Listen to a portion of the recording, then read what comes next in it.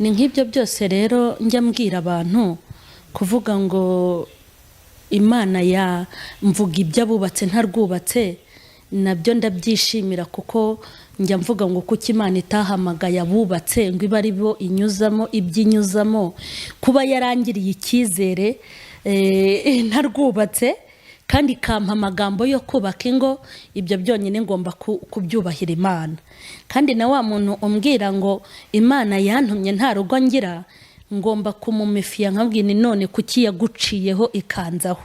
Ikindi ntago najya kubwira abantu ibyingo kandi ntararubayemo. Ubundi ubutumwa bwanjye ni mu byiciro nuko abantu baravuga bakayamara bakanga kubika yejo.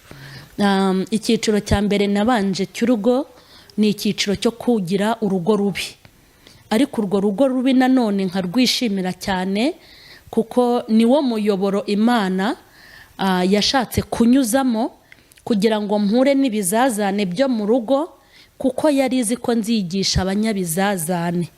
Noneho inshoboza no kwihangana kuko batazi ko nihanganye ninjye ubizi n'Imana yanjye ibyo nihanganiye nta uzi aho nararaga naho nirirarwaga nkahumuriza abagore mbereka kwihangana. Noneho rero kuba nibana nabyo ni ikindi cyiciro ndimo. Nuko abantu bafite hari n'abantu mbona ngo barize ngewe nizatanabanza ariko hari n'abantu mbona ngo barize ukagira ngo ntibigeze banakandagira mu ishuri. Ubundi iki cyiciro ndimo cyo kwibana ni icyiciro gikomeye cyane kandi ni icyiciro kirimo amasomo akomeye ngomba kuzigisha urubyiruko, ngomba kuzigisha abagore bibana, ngomba kuzigisha abapfakazi, ngomba kuzigisha abafiyemeri, ngomba kuzigisha abantu benshi mu byiciro. Iki cyiciro rero ngezemo ni ahantu Imana iri kuntoreza no kunyigishiriza cyane ko ari n'ibintu natangiye kwigisha. Nimba Imana yarabonye ko ngomba kwigisha abagore bibana, ntago najya imbere y'umugore wibana nkamubwira wenda yagize intege nke zo gukora ibyaha nkamubwira ngo ihangane ibi bintu byo gusambana wenda bireke witwara abagabo b'abandi. Yari kumbwira ati have sha mu mashene nuko utazi kwibana uko bimeze. Ariko ubu kwibana uko bimeze ndabizi. Uyu ni umwaka wa 10 ntangiye wa 11.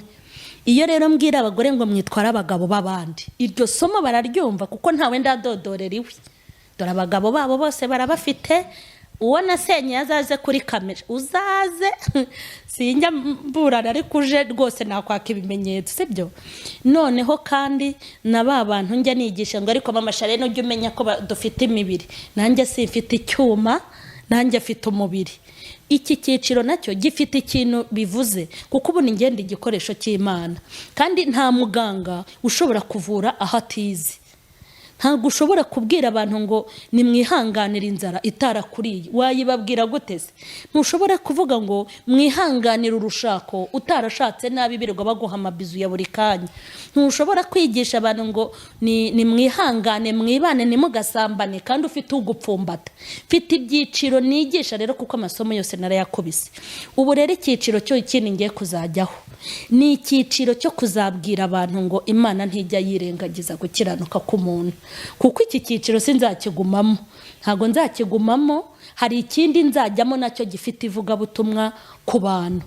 Hanyuma rero ngewe kuba nakubaka ingo ntarufite ikibi nuko nazisenya.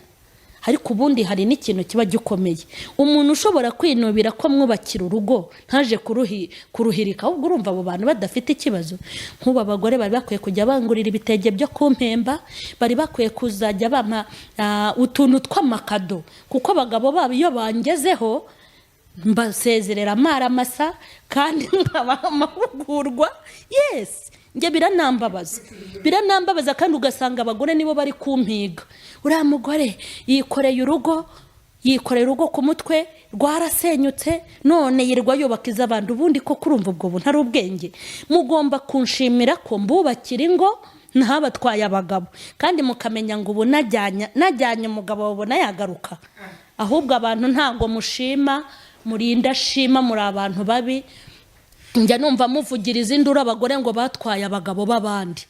None ngewe ntabo najyanye ahubwo mbaha inama, n'unyobeyeho ndamubwiriza, bose bakaza amahoro, mukamvugiriza induru ngo ndazubaka, ubundi uwabanezeza yaba ari uwaheye.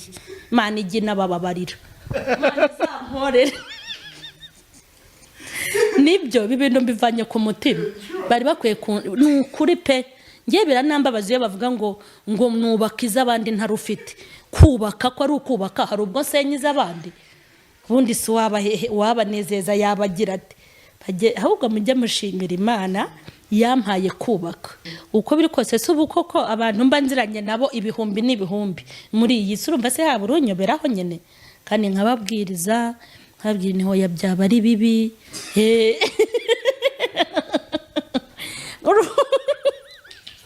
Ibiki byaba ari bibi? Biri kose ni ibintu byose biba ku isi, ni ibintu tuzi. Abagabo bariteretera kandi ni uburenganzira bwabo, harimo aba badakijijwe cyangwa bifitiye intege nke, kandi ni uburenganzira bwabo. Kuba umuntu yambwira ati ndagukunda, twibera inshuti, ari umuntu w'umugabo ufite urugo, hanyuma nkamubwiriza nkamubwira ibyo ntago ari byo, ugenda ukunda umugore wawe, nta umugore wa kabiri Imana igufitiye, nkamubwiriza wenda akagwa n'ahandi, sibyo akaba yagwa ahandi, ariko ngiye tugatandukana mu mahoro. Urumva uwo mugore nuko ntabimubwira, aba akwiye gupfunyika kado y'igitenge cyiza cyangwa ibaze nziza, kavuga ati mama Charlene reka ngushimire kuko mu bagore babamariye abagabo. Ubwo urumva ese ubu ku bagore batwara abagabo b'abandi, iyo koko niyongeraho ubamarira y'abagore aba ari menshi. Kandi nge ndabizi ko mu myaka maze 10, uyu ni uwa 11, rwose ntuzapima kambeshya icyo ukora, nzamubwira Imana imukurikirane kuko nzi ko n'urugamba narwanye. Nibyo rero nagusobanuriraga ngo abantu niba nta munoza, nta muntu uba ukwiye kuvuga ngo kubaka ingo z'abandi. Kandi ikindi numva afite courage yo kubivuga, numva afite courage yo kuzubaka, kuko ibyubaka urugo ndabizi, kandi n'ibisenya urugo ngize gute ndabizi.